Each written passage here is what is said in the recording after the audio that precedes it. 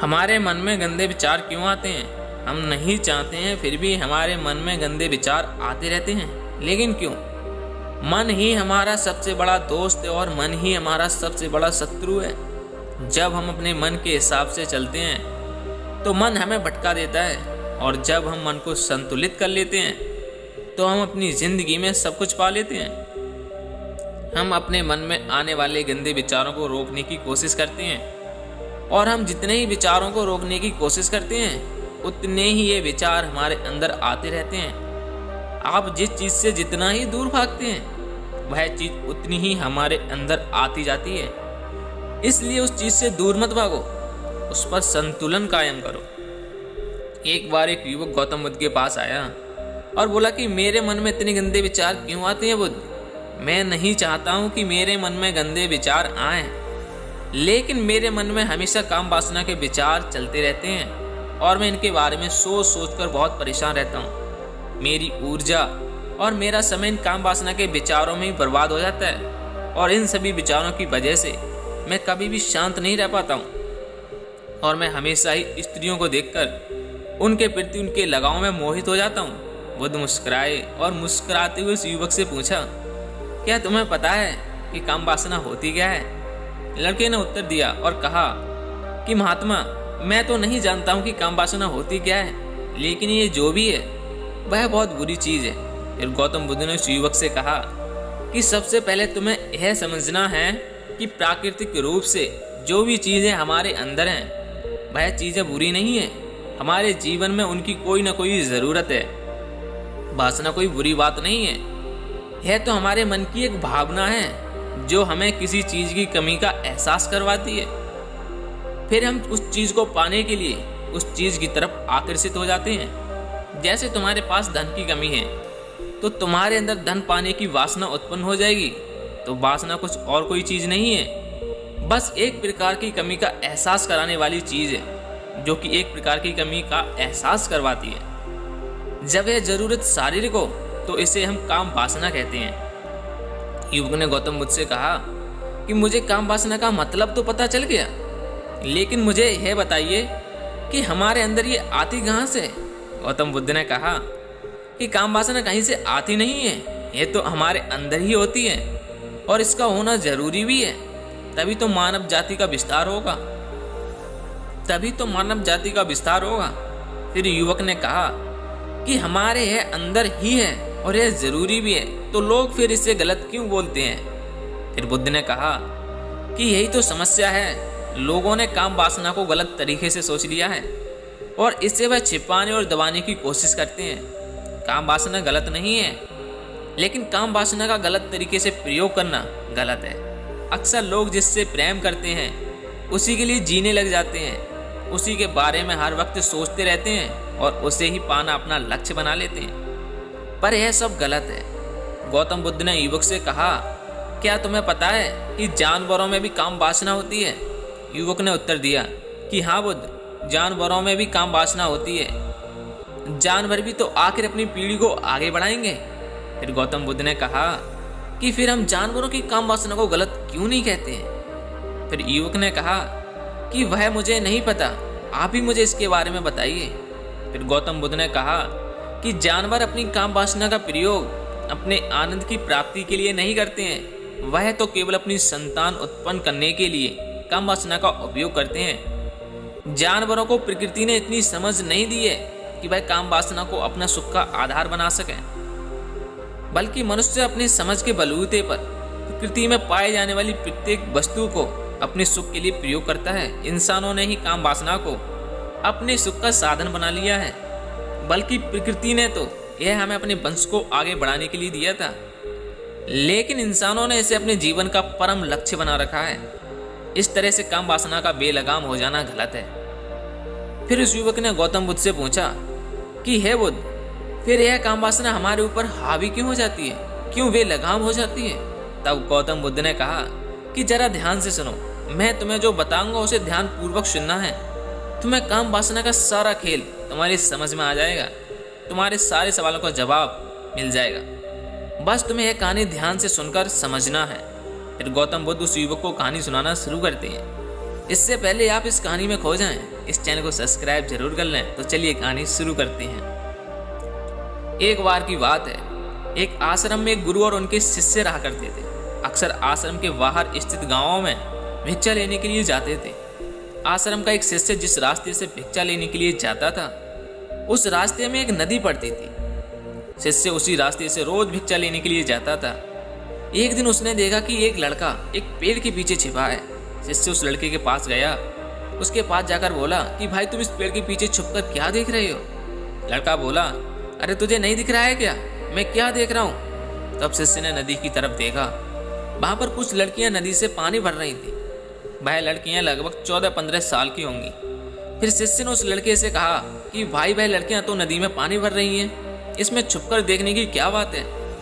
फिर उस लड़के ने शिष्य से कहा, क्या तुम्हें दिखाई नहीं दे रहा है कि कैसे ये परियां नदी से पानी निकाल रही हैं? जरा उनकी अदाओं को तो देखो, उनके कोमल शरीर को तो देखो। उनकी पतली कमर मटके को उठाते समय बल खाती है। उनके बाल उनकी कमर पर कैसे लहरा रहे हैं, मानो सुंदरता बिखरी पड़ी हो। शिष्य ने फिर नदी की तरफ देखा और इस बार वह शिष्य देखता ही चला गया। अभी तक तो उसे कुछ भी नजर नहीं आ रहा था और वह बिल्कुल निर्भय था और उसे किसी भी बात का डर नहीं था। लेकिन अब वह छिपकर लड़कियों को देखने लगा, लेकिन अंदर से डर के मारे कांप गया और उसके अंदर से आवाज आई कि मैं यह जो कर रहा हूँ वह गलत है, मुझे यहाँ से चला जाना चाहिए। और फिर वह जल्दी से वहाँ से चला गया। वह आश्रम पहुँच जाता है और वह आश्रम के कामों में लग गया। लेकिन अभी जो वह देखकर आया था, वही चित्र बार बार उसकी आंखों के सामने आ रहा था। उसके मन में वही सब दृश्य चल रहे थे। उसके अंदर वही सब चीजें देखने की लालसा उठ रही थी। अब उसका किसी भी काम में मन नहीं लग रहा था। अब वह सुबह होते ही जल्दी से भिक्षा लेने के लिए निकल जाता था, लेकिन वह नदी के उस वृक्ष के पास जाकर उस लड़के के साथ उन लड़कियों को पानी भरती हुई देखने लगता था। अब वह शिष्य रोज ही ऐसा करने लगा और अब वह उस काम को रेगुलर करता था और यह उसकी अब आदत बन गई थी। अब उसका मन किसी भी काम में नहीं लगता था, हमेशा उन्हीं विचारों के बारे में उलझा रहता था। अब वह आश्रम के कार्यों को ठीक ढंग से नहीं कर पा रहा था और ना वही वह ठीक से सो पाता था और ना ही ठीक से खाना खा पाता था। अब उसका मन हमेशा बेचैन रहता था, उन लड़कियों को देखने के लिए तड़पता था। जब गुरु भिक्षा देते थे तो भी उसका मन उन्हीं विचारों में रहता था। गुरु ने अपने शिष्य की इस हरकत को भांप लिया। एक दिन गुरु ने अपने शिष्य को अपने पास बुलाया और उससे कहा कि आज से मैं भी तुम्हारे साथ भिक्षा मांगने के लिए चलूंगा। तब शिष्य बोला कि नहीं नहीं गुरुदेव, आप भिक्षा मांगने क्यों जाएंगे, मैं अकेला ही भिक्षा अच्छे से मांग कर आ सकता हूँ। तब गुरु ने कहा ठीक है, तुम अकेले ही भिक्षा मांगने जाओ। जब वह शिष्य वहां से भिक्षा मांगने के लिए निकल पड़ा, शिष्य के आश्रम से जाने के बाद गुरु भी अपने शिष्य के पीछे पीछे चलती है कि आखिर भिक्षा मांगने के लिए जाता कहाँ है और किस किस से भिक्षा मांगता है और किस किस से मिलता है। कुछ दूर जाने के बाद गुरु ने देखा कि उनका शिष्य एक लड़के के साथ एक पेड़ के पीछे अपराधी की तरह छुपा हुआ है और छुपकर कुछ देख रहा है। गुरु भी अपने शिष्य के पीछे जाकर खड़े हो गए और यह देखने लगे कि आखिर यह छुपकर क्या देख रहा है। गुरु ने देखा कि उनका शिष्य नदी में पानी भरती हुई लड़कियों को छुपकर देख रहा है। तब गुरु ने शिष्य से कहा, क्या तुम इन लड़कियों से भी भिक्षा लोगे? अपने गुरु की आवाज सुनकर वह शिष्य घबरा गया। उसके पसीने छूटने लगे, थर थर कांपने लगा, जैसे किसी चोर को चोरी करते समय रंगे हाथ पकड़ लिया हो। उस शिष्य की हालत खराब हो गई। वह शिष्य कुछ भी नहीं बोल पा रहा था और शिष्य के साथ जो लड़का था वह वहां से भाग गया था। अब वह शिष्य अपने गुरु से नजरें भी नहीं मिला पा रहा था और ना ही कुछ उनसे बोल पा रहा था। फिर गुरु ने अपने शिष्य की ओर देखते हुए कहा कि मेरा शिष्य तो निर्भय था, उसे किसी भी बात का कोई डर नहीं था, लेकिन यह क्या, तुम तो डर के मारे कांप रहे हो। फिर उस शिष्य ने गुरु से कहा कि हे गुरुदेव, मुझे क्षमा कर दीजिए, मेरा इसमें कोई दोष नहीं है। उस लड़के ने मुझे बहका दिया था, लेकिन आज मैं आपसे वादा करता हूँ कि आज के बाद मैं ऐसा कभी दोबारा नहीं करूँगा। इस बार मुझे क्षमा कर दीजिए गुरुदेव। गुरु ने कहा कोई बात नहीं है शिष्य, लेकिन मेरी इस बात का हमेशा ध्यान रखना कि हम जैसी संगति करते हैं वैसा ही फल हमें प्राप्त होता है। हम जैसी संगति रखते हैं उसके विचार हमारे अंदर प्रवेश करते हैं, इसलिए अच्छी संगति करो ताकि अच्छे विचार तुम्हारे अंदर प्रवेश कर सकें। फिर गुरु और शिष्य दोनों आश्रम लौट आए। अब से शिष्य फिर से आश्रम के कामों पर ध्यान देने लगा। उसने उस रास्ते को छोड़ दिया और दूसरे रास्ते से जाना शुरू कर दिया और वह अब अपने और अब वह अपने हर काम को ध्यान से करता था। लेकिन धीरे धीरे उसके अंदर क्रोध उत्पन्न हो गया। फिर वह दूसरे शिष्यों पर क्रोध करने लगा और अब वह बेचैन रहने लग गया था और वह अब सही समय पर भोजन भी नहीं करता था। एक रात गुरु अपने शिष्य के पास आए और बोले कि तुमने अब तक कितनी बार अपना किया हुआ वादा तोड़ चुके हो। यह सुनकर शिष्य अपने गुरु के चरणों में गिर गया और रोने लगा। रोते रोते उसने अपने गुरु से कहा कि हे गुरुदेव, मैं कई बार अपना वादा तोड़ चुका हूँ, लेकिन मैं फिर वादा कर लेता हूँ और मैं हर बार अपना वादा तोड़ लेता हूँ। मेरा मन मेरे नियंत्रण में रहता ही नहीं है। मैं बहुत कोशिश करता हूँ कि मैं अपने मन से सारे बुरे विचार को निकाल दूँ, लेकिन मैं यह चाहकर भी नहीं कर पा रहा हूँ। फिर गुरु ने शिष्य से कहा, चलो मेरे साथ। गुरु शिष्य को आश्रम के बगीचे में लेके गए। फिर गुरु ने शिष्य से कहा, देखो यहाँ पर कुछ नालियाँ बनी हुई हैं। इन नालियों की वजह से नदी का पानी इन पौधों तक आ रहा है। क्या तुम पानी के इस बहाव को रोक सकते हो? शिष्य ने कहा कि हाँ गुरुदेव, मैं पानी के इस बहाव को रोक सकता हूँ। फिर शिष्य ने थोड़ी सी मिट्टी उठाकर उस नाली में डाल दी।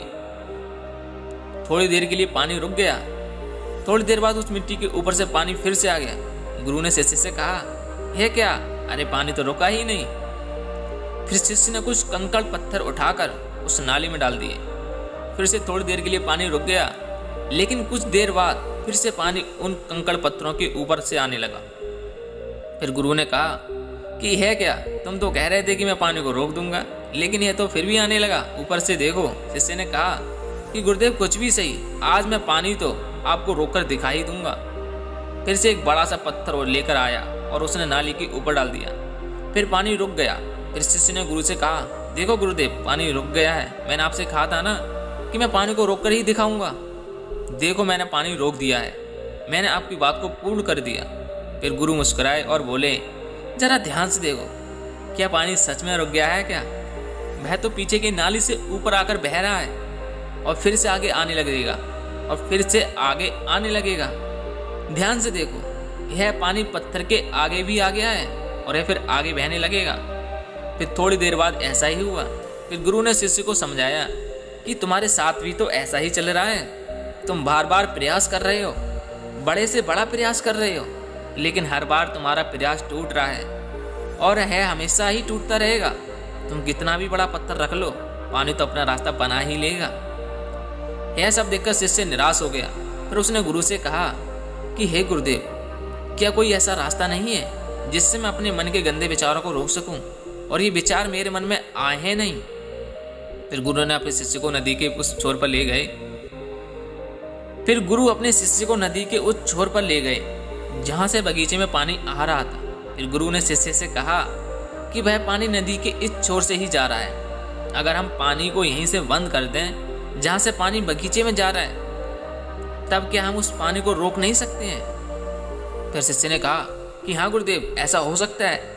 मैं यहीं से पानी के रास्ते बंद कर देता हूँ तो बगीचे में पानी जाएगा ही नहीं। फिर शिष्य ने नदी से पानी जाने वाले रास्ते को बहुत मेहनत करके मिट्टी और कंकड़ पत्थरों से उस रास्ते को बंद कर दिया। फिर गुरु ने कहा कि गुरुदेव, मैंने पानी बंद कर दिया है, अब यह पानी बगीचे में जाएगा ही नहीं। तब गुरु ने कहा कि अगर पानी बगीचे में जाएगा ही नहीं तो फिर उन पेड़ पौधों का पानी कहाँ से मिलेगा? उनको तो पानी की आवश्यकता होगी और उन पेड़ पौधों में कुछ पेड़ पौधे तो ऐसे हैं जिनको रोज पानी की आवश्यकता होती है। वह तो मुरझाकर मर ही जाएंगे, उनका क्या होगा? पानी तो हमें खोलना ही होगा। शिष्य ने गुरु की बात सुनकर नदी से जाने वाले पानी के रास्ते को खोल दिया। तब गुरु ने शिष्य से पूछा, शिष्य, अगर हम इस नदी के पूरे पानी के बगीचे की तरफ मोड़ दें तो क्या होगा? तब शिष्य ने जवाब दिया कि गुरुदेव, वहां पर जितने भी पेड़ पौधे हैं वो गलकर नष्ट हो जाएंगे, वहां पर कुछ भी नहीं बचेगा। फिर गुरु मुस्कुराए और बोले, तुम इस बात को समझो कि हमें किसी भी चीज को रोकना नहीं है, बस हमें हमेशा संतुलन बनाए रखना है।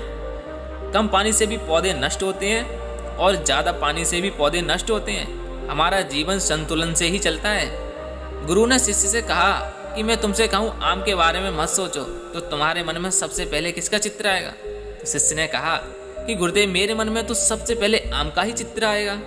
गुरु ने कहा कि हम जब गंदे विचारों की जबरदस्ती रोकने का प्रयास करते हैं तो वह और मजबूती के साथ हमारे अंदर प्रवेश करते हैं और हमारे अंदर उठते हैं। इसलिए हमें कभी भी उनको दबाने की कोशिश नहीं करनी चाहिए। फिर गुरु ने शिष्य को समझाते हुए कहा कि हमारे अंदर बुरे विचार कभी कभी बुरे लोगों की संगति करने के कारण भी आते हैं। कई बार क्या होता है, कामुकता हमारे अंदर होती ही नहीं है, लेकिन कुछ असली लोगों के साथ रहने की वजह से यह हमारे अंदर हावी हो जाती है। शिष्य ने कहा, गुरुदेव आप सही कह रहे हैं, मैं अपना मार्ग से भटक गया था। फिर वह शिष्य उस रात बहुत ही चैन की नींद सोया। सुबह उठते ही अपने सभी कार्यों को पूरे मन से किया। फिर उसके बाद मैं भिक्षा लेने के लिए उसी रास्ते से गया जहाँ पर वह लड़का पेड़ के पीछे छुपकर लड़कियों को देख रहा था। फिर वह शिष्य उस नदी पर गया जहाँ पर वह लड़कियाँ पानी भर रही थी।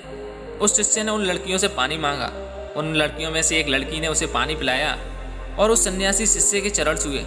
फिर उसने उसे आशीर्वाद दिया कि तुम्हारा कल्याण हो। शिष्य का मन सकारात्मक ऊर्जा से भर गया। उसके चेहरे पर मुस्कान आ गई थी, जैसे उसे कुछ खोया हुआ मिल गया था। फिर वह वापस अपने रास्ते से जाने लगा। तभी वह लड़का उसके पास आ गया जो कि उस पेड़ के पीछे छुपा हुआ था और बोला, क्या बात है, आज तो तुमने नजदीक से दर्शन कर लिए, तुम तो मुझसे भी आगे निकल गए। तब शिष्य ने उस लड़के से कहा कि हम तो हमेशा दूसरों के दर्शन करने में ही व्यस्त रहते हैं और अपने दर्शन कर ही नहीं पाते हैं। तुम कब तक इस पेड़ के पीछे छुप छुप कर इनको देखते रहोगे? किसी को पसंद कर लो और उससे बोल दो, अगर वह भी तुम्हें पसंद करती है तो फिर उससे शादी कर लो। लेकिन उससे पहले तुम कुछ अपनी जिंदगी में बन जाओ, अपने आप को पहचानो, ऐसा अपना समय बर्बाद मत करो। फिर वह लड़का रोज उस शिष्य से मिलने लगा और उसने नदी पर जाना छोड़ दिया। फिर वह लड़का अपने जीवन में कुछ बनने के लिए संघर्ष करने लगा। तुमने देखा कि संगति का असर क्या होता है। अपनी संगति बदलो और तुम्हारे विचार भी बदल जाएंगे। फिर गौतम बुद्ध ने उस युवक से पूछा, अब तुम्हें तुम्हारे सारे सवालों का जवाब मिल गया? युवक ने कहा कि हाँ, आपका बहुत बहुत धन्यवाद, मुझे मेरे सारे सवालों का जवाब मिल गया है। तब गौतम बुद्ध ने उस युवक से कहा कि जब भी तुम्हारे मन में गंदे विचार आए तब तुम अपने आप को दोषी मत मानो। यह शरीर है और इसने हजारों वर्षों से सीखा है। एक तुम्हारे सोचने से और तुम्हारे शपथ लेने से यह टूटने वाला नहीं है, लेकिन तुम्हारे पास वह शक्ति है, वह ऊर्जा है जिसका तुम्हें संतुलन उपयोग करना है। तुम एक जीवित ऊर्जा हो जो कुछ भी करने के लिए स्वतंत्र है। यह बोलकर गौतम बुद्ध चुप हो गए। फिर वह युवक भी वहां से चला गया। तो दोस्तों, कैसी लगी ये कहानी? कमेंट सेक्शन में ज़रूर बताएं। अगर कहानी अच्छी लगी हो तो चैनल को सब्सक्राइब करना और वीडियो को शेयर करना मत भूलिए। मिलते हैं अगली कहानी में, तब तक के लिए अपना और अपनी फैमिली का ख्याल रखें। जय हिंद साथियों।